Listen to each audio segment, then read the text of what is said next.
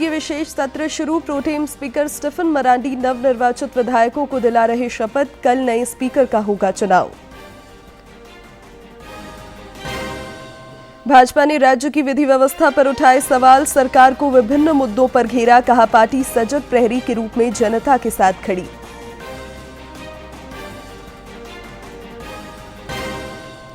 BSF की महिला rafting team की देवप्रयाग से गंगा सागर तक की यात्रा जारी। राजमहल गंगा घाट में हुआ आगमन। सशक्त महिला, समृद्ध राष्ट्र और स्वच्छ गंगा का पहुंचा रही संदेश। और राज्य में फिर बदला मौसम का मिजाज। रांची समेत कई स्थानों पर हुई बारिश। राज्य के उत्तरी और दक्षिण पूर्वी भागों में घने कोहरे को लेकर अलर्ट जारी।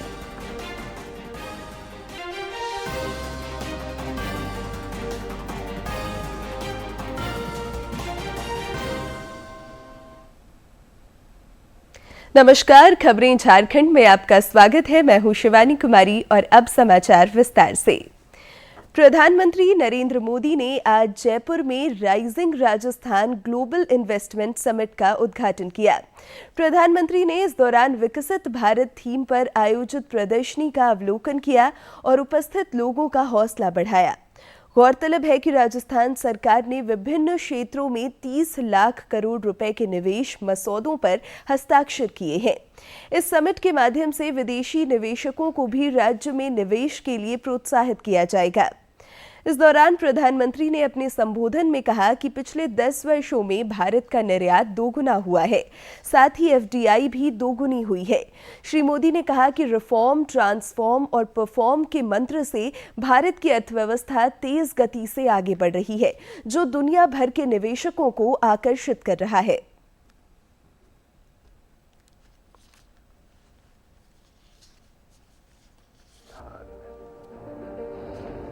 The land of history,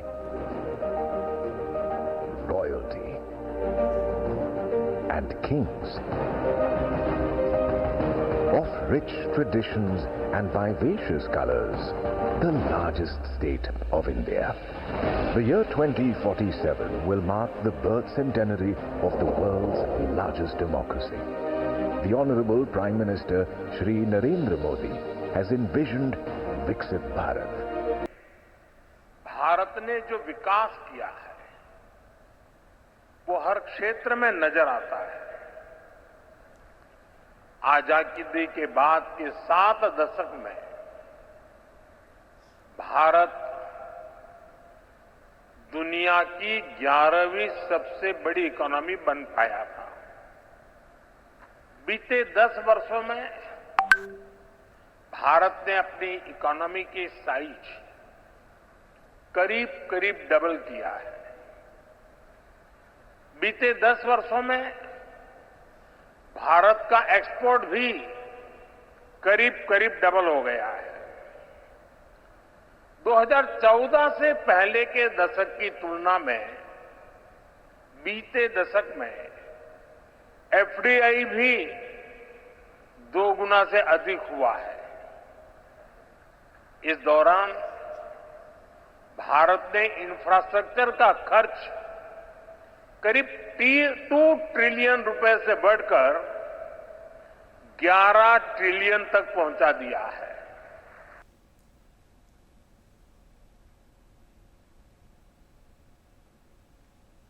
प्रधानमंत्री नरेंद्र मोदी आज हरियाणा का भी दौरा करेंगे। इस दौरान वे पानीपत में बीमा सखी योजना का शुभारंभ करेंगे।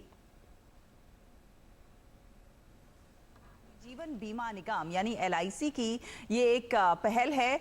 18 से 70 वर्ष की आयु की उन महिलाओं को सशक्त बनाने के लिए बनाई गई है जो 10वीं कक्षा पास हैं। उनको वित्तीय साक्षरता और बीमा जागरूकता को बढ़ावा देने के लिए पहले 3 वर्षों के लिए विशेष प्रशिक्षण और वृत्तिका दी जाएगी। प्रशिक्षण के बाद वो एलआईसी एजेंट के रूप में काम कर सकती हैं और स्नातक बीमा सखियों को एलआईसी में विकास अधिकारी की भूमिका के लिए अर्हता प्राप्त करने का अवसर मिलेगा। प्रधानमंत्री भावी बीमा सखियों को नियुक्ति प्रमाण पत्र भी वितरित करेंगे। कार्यक्रम के दौरान प्रधानमंत्री महाराणा प्रताप बागवानी विश्वविद्यालय करनाल के मुख्य परिसर की नींव भी रखेंगे। 495 एकड़ में फैले मुख्य परिसर और 6 क्षेत्रीय अनुसंधान केंद्र 700 करोड़ रुपए से अधिक की लागत से स्थापित किए जाएंगे। विश्वविद्यालय में स्नातक और स्नातकोत्तर अध्ययन के लिए एक बागवानी महाविद्यालय और 10 बागवानी विषयों को कवर करने वाले 5 स्कूल होंगे। ये फसल विविधीकरण और बागवानी प्रौद्योगिकियों के विकास के लिए विश्व स्तरीय अनुसंधान की दिशा में काम करेगा। संसद के शीतकालीन सत्र का आज तीसरा सप्ताह है। सदन की कार्यवाही आज हंगामे के कारण बाधित हुई है। रेल मंत्री अश्विनी वैष्णव लोकसभा में रेलवे संशोधन विधेयक पर हुई चर्चा का जवाब देंगे, जबकि केंद्रीय गृह मंत्री अमित शाह आपदा प्रबंधन संशोधन विधेयक को विचार और पारित करने के लिए सदन में पेश करेंगे। राज्यसभा में भी कई विधायी कार्य सूचीबद्ध है। केंद्रीय संसदीय कार्य मंत्री किरण रिजिजू ने राष्ट्रीय सुरक्षा के मुद्दों पर राजनीतिक दलों से दलगत भावना से ऊपर उठकर एकजुट होने की अपील की है। उन्होंने कहा कि संसद में संविधान पर चर्चा आयोजित करना और सदन को सुचारू तरीके से चलाना सरकार की प्राथमिकता है। हम हाउस चलाना चाहते हैं, अच्छी तरह से हाउस चले, हम बिल्स भी पास करेंगे, कई मुद्दे उठाना चाहते हैं, लेकिन कुछ ऐसा मुद्दे आते हैं तो उसको हम लोग सदन में नियम के तहत उठा सकते हैं। हमने कांग्रेस पार्टी को भी कहा है और बाकी जितने पार्टियां हैं सबको भी कहा है कि संविधान पे चर्चा 13-14 को लोकसभा में होगा और 16-17 को संविधान पर चर्चा राज्यसभा में होगा। उसके लिए हम तैयार हैं और कांग्रेस पार्टी और अन्य दल भी तैयार रहे। विधानसभा का 4 दिवसीय विशेष सत्र आज से शुरू हो गया है। सत्र के पहले दिन प्रोटेम स्पीकर स्टीफन मरांडी ने नवनिर्वाचित विधायकों को सदन की सदस्यता की शपथ दिलाई। कल नए विधानसभा अध्यक्ष का निर्वाचन होगा। 4 दिवसीय सत्र के दौरान राज्यपाल का अभिभाषण भी होगा। साथ ही सरकार द्वारा अनुपूरक बजट भी पेश किया जाएगा। निर्वाचित हुआ हूं, ईश्वर की शपथ लेता हूं, सत्य निष्ठा से प्रतिज्ञा करता हूं कि मैं विधि द्वारा स्थापित भारत के संविधान के प्रति सच्ची श्रद्धा और निष्ठा रखूंगा। मैं भारत की प्रभुता और अखंडता अक्षुण्ण रखूंगा तथा जिस पद को मैं ग्रहण करने वाला हूं उसके कर्तव्यों का श्रद्धापूर्वक निर्वहन करूंगा।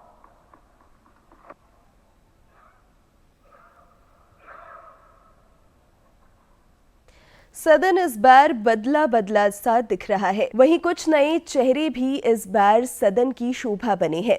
विधानसभा परिसर में नवनिर्वाचित विधायकों ने पत्रकारों से बातचीत के क्रम में अपनी प्राथमिकता बताई। यहाँ आई हूँ, सबसे पहले तो मैं इस पावन धरती पे नमन करते हुए आज प्रवेश की रही। उसी आशीर्वाद से हम लोग चुनाव जीत करके आए हैं और यहाँ फिर अब हम लोग हेमंत सोरेन माननीय मुख्यमंत्री के साथ हैं। सारे लोग काबिल हैं, सारे लोग अनुभवी हैं निश्चित तौर से। इसका लाभ आने वाले दिन में झारखंड को, मैं विधायक हूँ, विधायक में ज़्यादा बुलंदी के साथ में अपने क्षेत्र की बात को रखूंगा।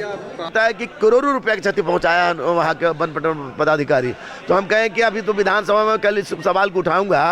रघुकुल रीत सदा चली आई, प्राण जाए पर वचन न जाए। हम लोग रघुकुल वाले हैं, तो जो वचन दिया है उसको पूरा करेंगे। हाउस में बीजेपी क्या?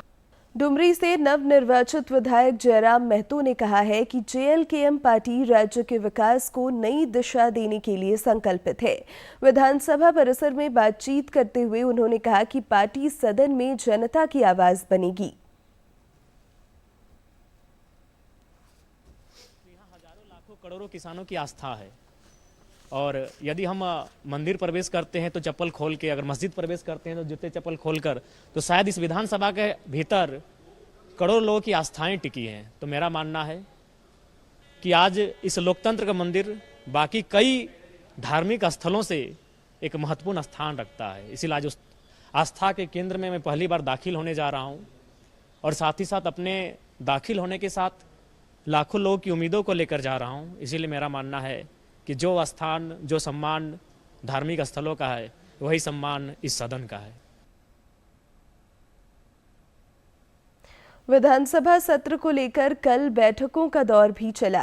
मुख्यमंत्री आवास पर इंडी गठबंधन की बैठक हुई, जिसमें सत्र की रणनीति पर काफी देर मंथन हुआ।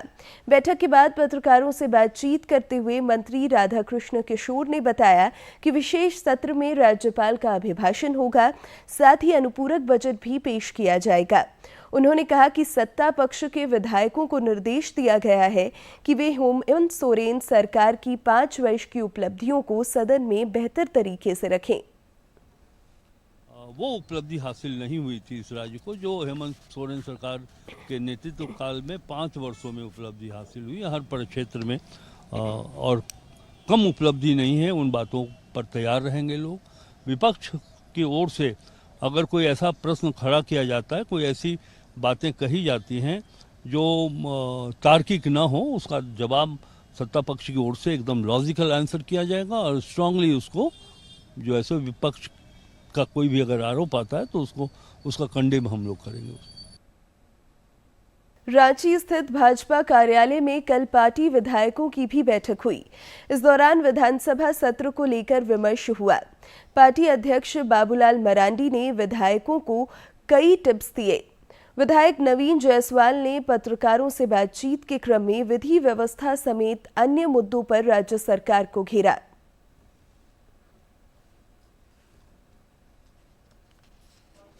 और मैं कार्यालय अध्यक्ष रविंद्र जी से निवेदन करता हूं कि पटका बनाकर के भाई साहब का स्वागत करें। ने जनादेश उनको दिया है और हमें विपक्ष की भूमिका पर पार्टी को रहने का मौका मिला है और एक सजग प्रहरी के रूप में हम लोग वहाँ पर रहेंगे और जनता की आवाज़ बनेंगे। जिस तरह से कानून व्यवस्था गिरती जा रही है, लगातार यहाँ पर लॉ एंड ऑर्डर खराब हो रहा है।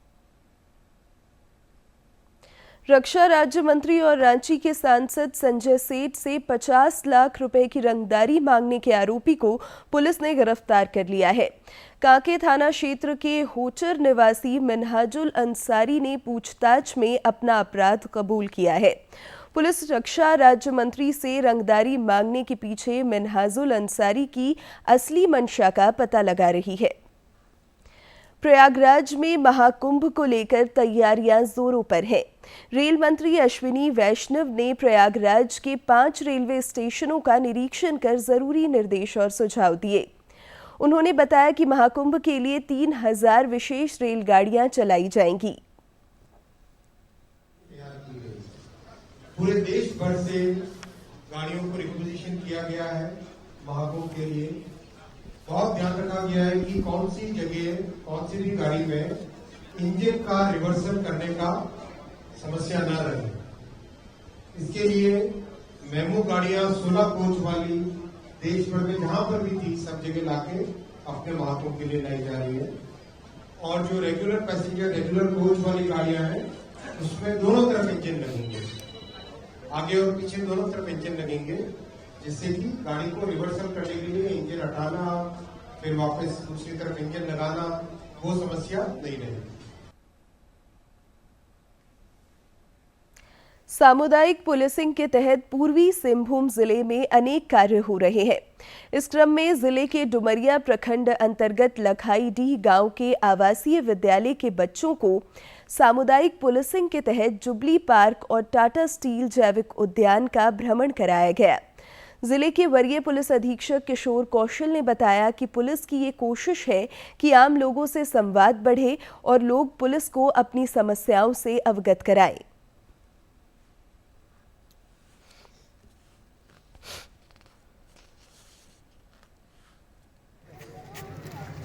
पहले खाया कि नहीं खाया? पहले खाया कि नहीं खाया?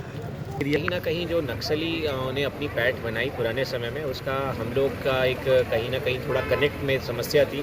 उसका कारण भी था कि बहुत दूर के इलाके थे, रोड्स नहीं थे, कनेक्टिविटी नहीं थी, नेटवर्क नहीं था। बट समय के साथ इन सभी चीज़ों में इम्प्रूवमेंट हुआ है और पुलिस भी आज के समय में हर जगह पहुंचती है, हर जगह तुरंत से तुरंत सहायता पहुंचाते हैं हम लोग। इसी वजह से जो एक संवादहीनता थी वो ख़त्म हो रही है और नक्सलियों को हम लोग लगातार बैकफुट पे रखे हुए हैं। खूंटी जिले की पहचान कई आकर्षक और खूबसूरत नदी, नालों और जल प्रपातों से रही है। जिले का सबसे सुरक्षित और हरी भरी वादियों के बीच स्थित पंचघाघ दिसंबर और जनवरी महीने में पर्यटकों से गुलजार रहता है।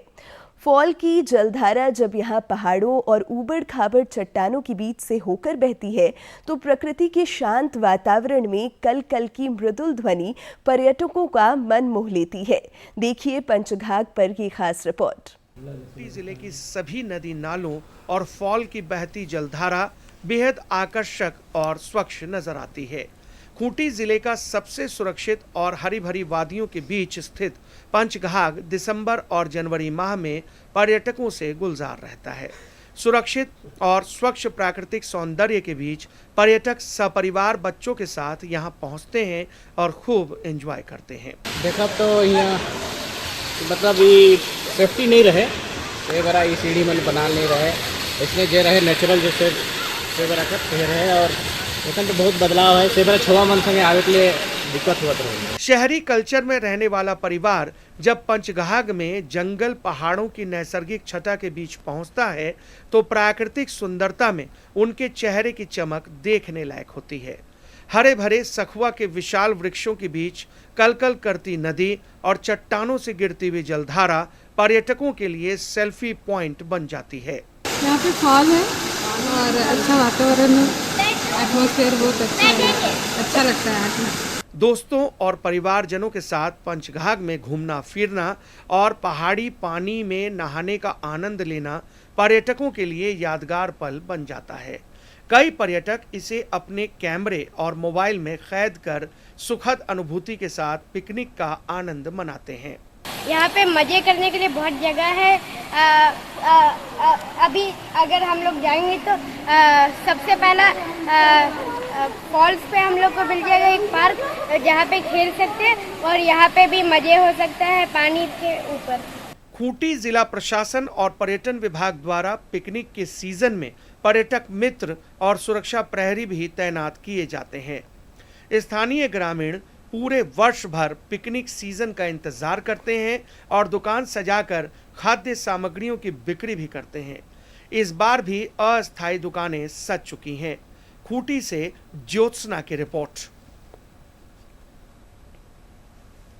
बांग्लादेश में अल्पसंख्यकों के खिलाफ हिंसा को लेकर आक्रोश थमने का नाम नहीं ले रहा है। जमशेदपुर में भारतीय सनातन समाज ने आक्रोश मार्च निकालकर हिंदुओं पर अत्याचार पर विरोध जताया।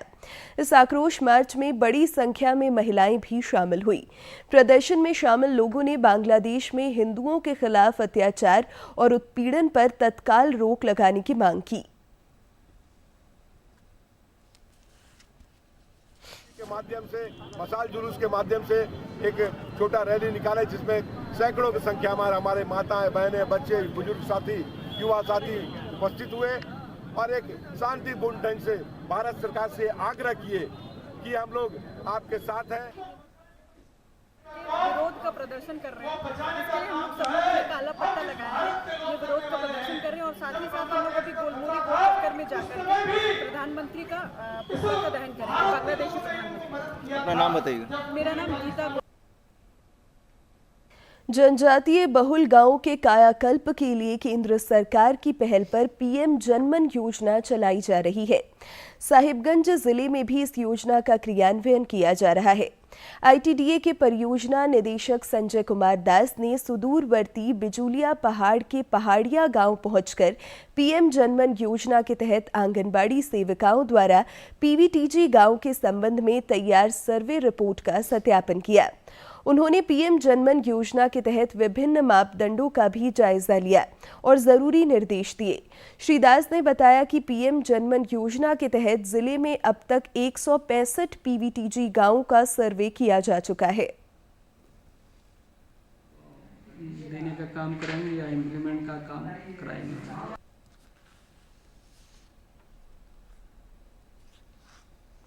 और अब बात मौसम की। राज्य में मौसम का मिजाज एक बार फिर बदल गया है। रांची समेत कई जिलों में आज हल्की बारिश हुई। इधर मौसम विज्ञान केंद्र रांची के वैज्ञानिक अभिषेक आनंद ने बताया कि आज राज्य के उत्तर पश्चिमी भागों को छोड़कर कहीं कहीं पर हल्के से मध्यम दर्जे की बारिश हो सकती है। आगामी 14 दिसंबर तक सुबह के समय कोहरे या धुंध की स्थिति रह सकती है। राज्य के उत्तरी भागों में भी आज कहीं कहीं घने कोहरे की चेतावनी जारी की गई है। राज्य के दक्षिणी पूर्वी भागों में कल कहीं कहीं पर घना कोहरा रह सकता है, जिसे लेकर येलो अलर्ट जारी किया गया है। ओडिशा के भुवनेश्वर में आयोजित राष्ट्रीय जूनियर एथलेटिक्स चैंपियनशिप में झारखंड के खिलाड़ियों ने दमदार प्रदर्शन कर राज्य का मान बढ़ाया है। बालक अंडर 14 आयु वर्ग के ट्राइथलन ग्रुप में रामगढ़ के विमल राज ने कांस्य पदक पर कब्जा जमाया। वहीं बालक अंडर 20 वर्ष की 1500 मीटर दौड़ में विवेक पॉल ने भी बेहतरीन प्रदर्शन किया। इसके अलावा अन्य खिलाड़ियों ने भी अपने प्रदर्शन से लोगों का दिल जीता। प्रसार भारती ने OTT प्लेटफॉर्म के क्षेत्र में कदम रखते हुए हाल ही में वेव्स की शुरुआत की है। यह डिजिटल मीडिया और OTT दर्शकों को एक संपूर्ण इंफोटेनमेंट इकोसिस्टम देता है। प्रसारक दूरदर्शन के OTT प्लेटफॉर्म के क्षेत्र में कदम रखते हुए हाल ही में वेव्स की शुरुआत हुई है। यह डिजिटल मीडिया और OTT दर्शकों को एक संपूर्ण इंफोटेनमेंट इकोसिस्टम देता है। अगर आपको भी चाहिए फ्री में शानदार कंटेंट तो आज ही डाउनलोड करें। QR कोड के जरिए भी वेव्स ऐप डाउनलोड की जा सकती है। तो प्रसार भारती का नया OTT प्लेटफॉर्म वेव। एक नजर डालते हैं आज के इतिहास पर।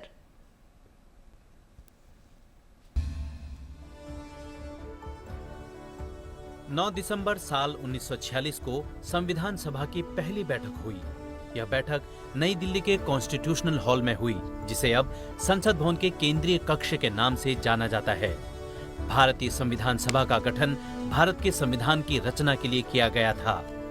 ब्रिटेन से अलग होने के बाद संविधान सभा के सदस्य ही संसद के प्रथम सदस्य बने।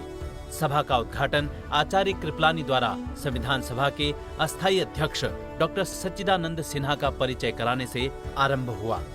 सभा में सदस्यगण अध्यक्ष महोदय के सम्मुख अर्धवृत्ताकार पंक्तियों में विराजमान थे।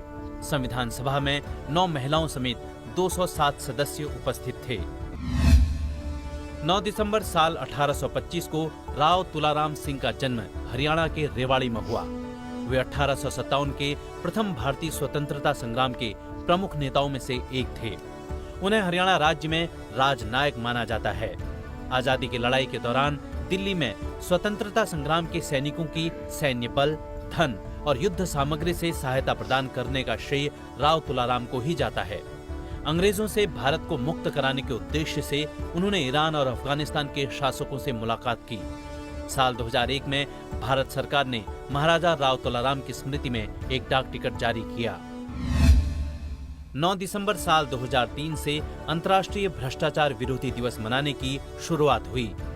अक्टूबर 2003 को संयुक्त राष्ट्र द्वारा एक भ्रष्टाचार विरोधी प्रस्ताव पारित किया गया, जिसके बाद आज ही के दिन को अंतर्राष्ट्रीय भ्रष्टाचार विरोधी दिवस के रूप में मनाने की घोषणा की गई। इस दिवस का मुख्य उद्देश्य लोगों में भ्रष्टाचार के खिलाफ जागरूकता बढ़ाना है। इस दिन को मनाते हुए सभी सरकारी, गैर सरकारी और नागरिक संगठन भ्रष्टाचार के विरुद्ध एकजुटता से लड़ने का संकल्प लेते हैं।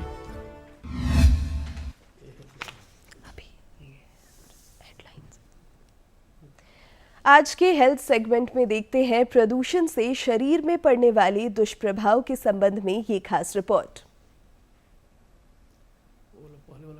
लेवल, बढ़ता हुआ प्रदूषण का स्तर हम सभी के लिए एक बहुत बड़ी चेतावनी है और ये महत्वपूर्ण है कि चाहे हम योगी हैं या हम भोगी हैं, दोनों को पर्यावरण को सुरक्षित रखने की आवश्यकता है, क्योंकि साधना के लिए भी और दैनिक दिनचर्या, दैनिक जीवन यापन करने के लिए भी जिस चीज की सबसे अधिक महत्वता है वो है शुद्ध हवा। बढ़ते हुए प्रदूषण के स्तर में हमको क्या योगाभ्यास करना है, क्या नहीं करना है, किस तरह की जीवन शैली जीनी है, उसको थोड़ा सा समझ लीजिए। सबसे पहली चीज, अगर आप बहुत हैबिचुअल हैं फ्रेश एयर में जाने के, वॉक करने के या खुली हवा में बैठ करके प्राणायाम करने के।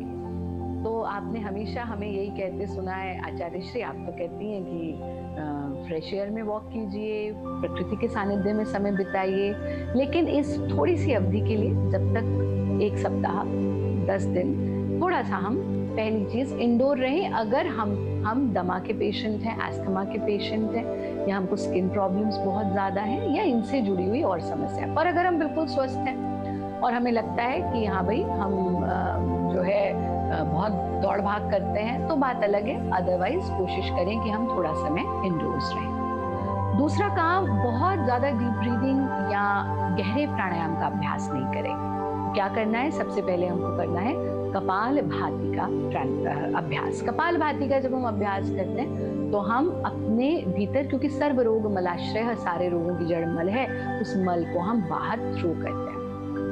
आप क्रॉस लेग की पोजीशन में बैठेंगे, हाथों को ज्ञान मुद्रा में ले लेंगे और forceful acceleration, but do not exert yourself. अपने आप को हमें थकाना नहीं है। जितना आप थकाएंगे उतना ज्यादा शरीर को ऑक्सीजन की जरूरत पड़ेगी, तो हमें एनर्जी को सेव करना है। तो इस स्थिति में बैठकर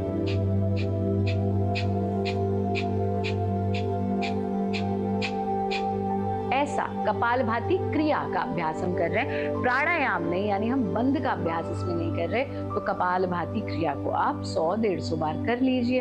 इसको आप 25-25 का एक राउंड कर लीजिए और उसको रिपीट करते रहिए। एक तो ये काम करेंगे। दूसरा काम जो हमको करना है वो ये कि थोड़ी देर के लिए हम पेट के बल अवश्य लेटें, जिससे हमारे लंग्स का एक्सपेंशन हो। तो उसके लिए क्या करना है? इस प्रकार से आप पेट के बल लेटना और अपने हाथों का तकिया बनाकर पैरों को खोल लें। थोड़े समय इस स्थिति में लेटकर जस्ट नॉर्मल ब्रीदिंग, यानी डीप ब्रीदिंग ना करके नॉर्मल ब्रीदिंग करना। ये आप कर लीजिए दिन में 2-3 बार।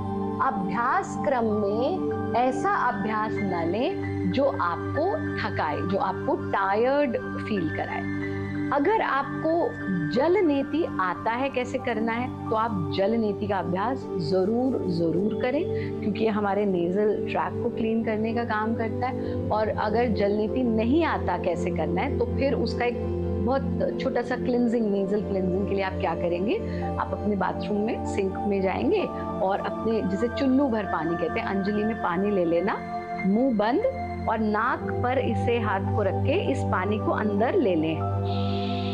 ऐसे लीजिएगा, यहाँ तक आपको पानी महसूस होगा, फिर हाथ को हटाना और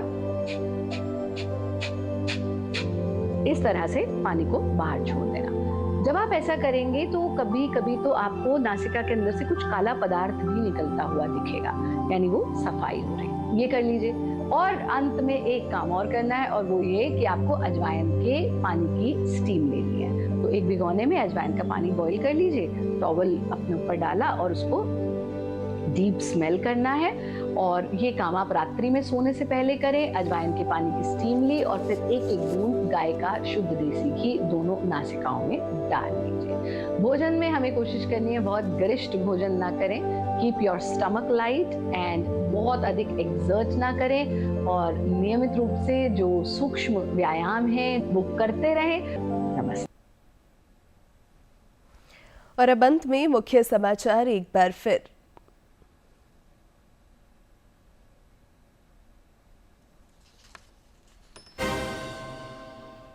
विधानसभा का 4 दिवसीय विशेष सत्र शुरू। प्रोटेम स्पीकर स्टीफन मरांडी ने नवनिर्वाचित विधायकों को दिलाई शपथ। कार्यवाही कल सवेरे 11 बजे तक के लिए स्थगित।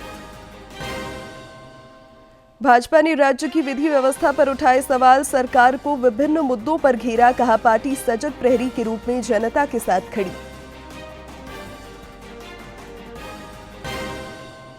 बीएसएफ की महिला राफ्टिंग टीम की देव प्रयाग से गंगा सागर तक की यात्रा जारी। राजमहल गंगा घाट से हुआ आगमन। सशक्त महिला, समृद्ध राष्ट्र और स्वच्छ गंगा का पहुंचा रही संदेश। और राज्य में फिर बदला मौसम का मिजाज। रांची समेत कई स्थानों पर हुई बारिश। राज्य के उत्तरी और दक्षिण पूर्वी भागों में घने कोहरे को लेकर अलर्ट जारी।